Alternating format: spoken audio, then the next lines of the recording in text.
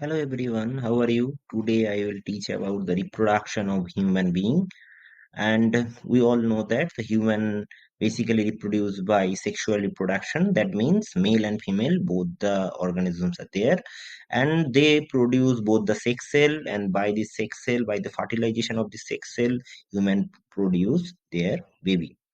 Now, in early teenage, the appearance and proportion of the body changes and few features and sensation appears. This is known as sexual maturation. And this sexual maturation basically occurs in the adolescent period. That means in between 11 to 19 and basically starts in this puberty time. This is the puberty time. And what is the common characteristic basically occurs in the male and female? And the thick hair grows in armpit and the genital area become more darker in the color, and thinner hair on the legs, arm and faces. Skin frequently become oily because the sebaceous gland, and it cause the pimples. And basically this is the common male and female.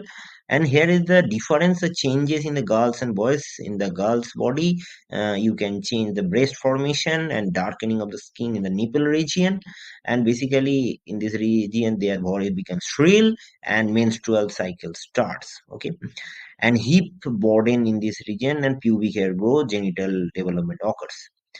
And in the male body the changes also occurs. Their facial hairs also grows, voice breakdown, adam's also grows, and here axial hair and body hair increases, voice begins to crack, erection of pennies in the daydream or nighttime, and pubic hair grown and genital development also occurs.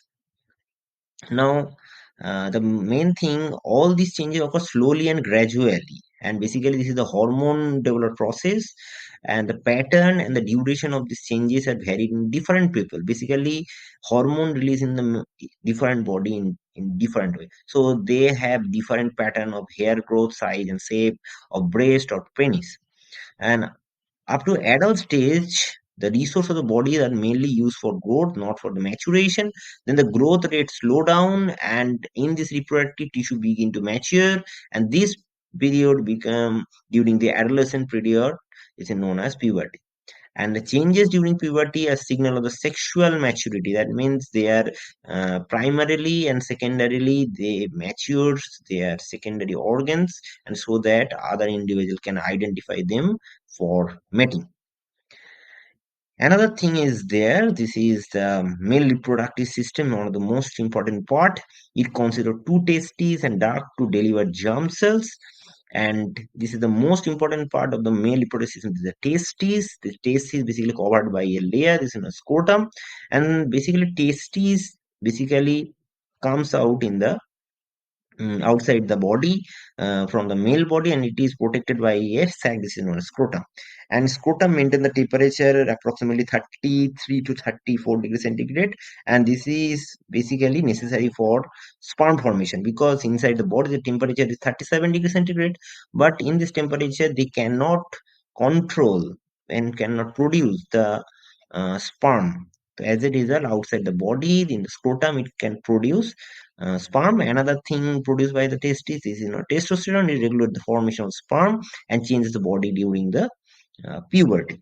And you can see here the in the penis region there is a blood vessel, thick blood vessel, basically helps in the penis erection during mating time.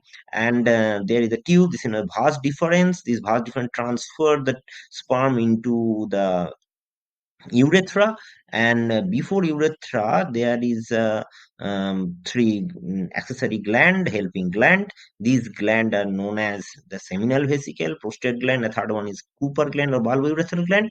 These three gland helps to form semen. Basically sperm are produced from the testes, and when these three gland releases the secretion, white color secretion, this produce semen. And this semen is necessary for the sperm nutrient and also help in the intercourse time.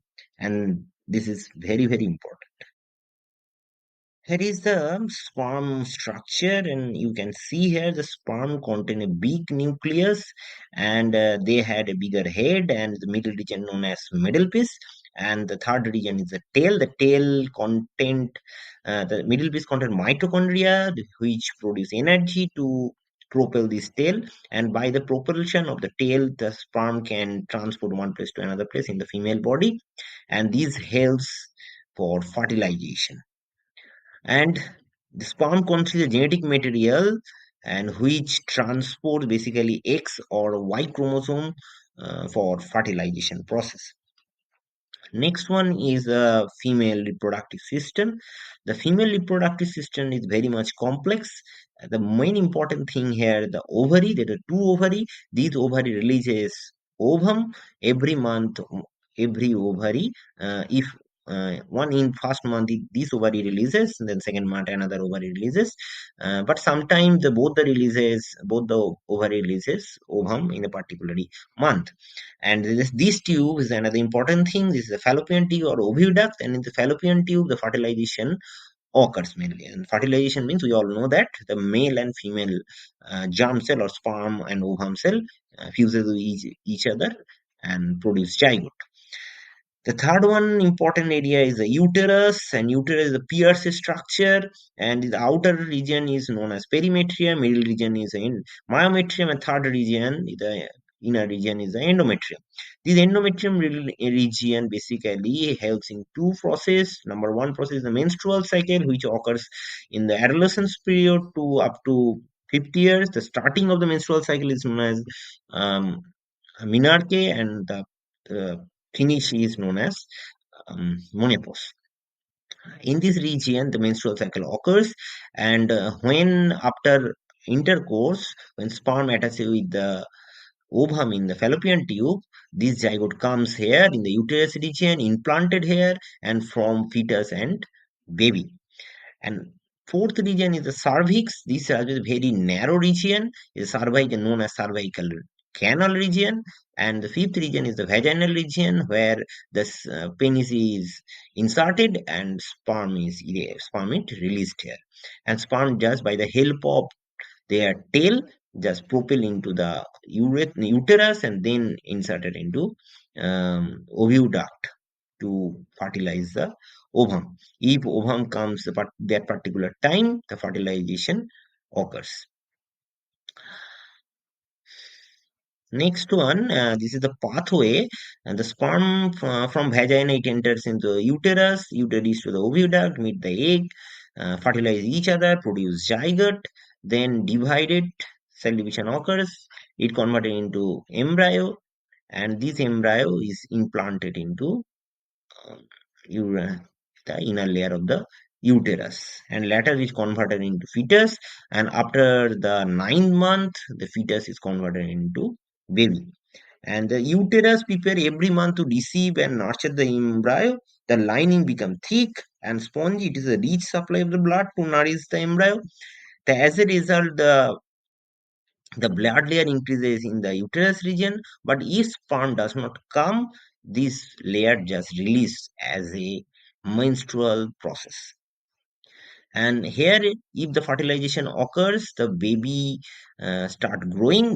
Basically, zygote start growing, and the zygote just develop into the placenta.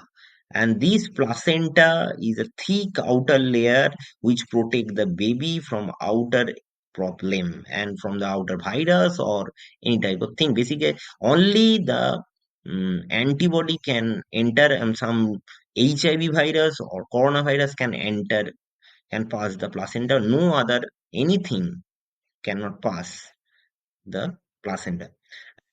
Baby by the help of umbilical cord attached with the placenta, which shares nutrient from the mother, and villi basically increase the surface area and transport nutrient. It is the function here. The placenta, it transport nutrient, it transport glucose and oxygen, and it remove the waste material from the body, and that's how it helps. And the menstrual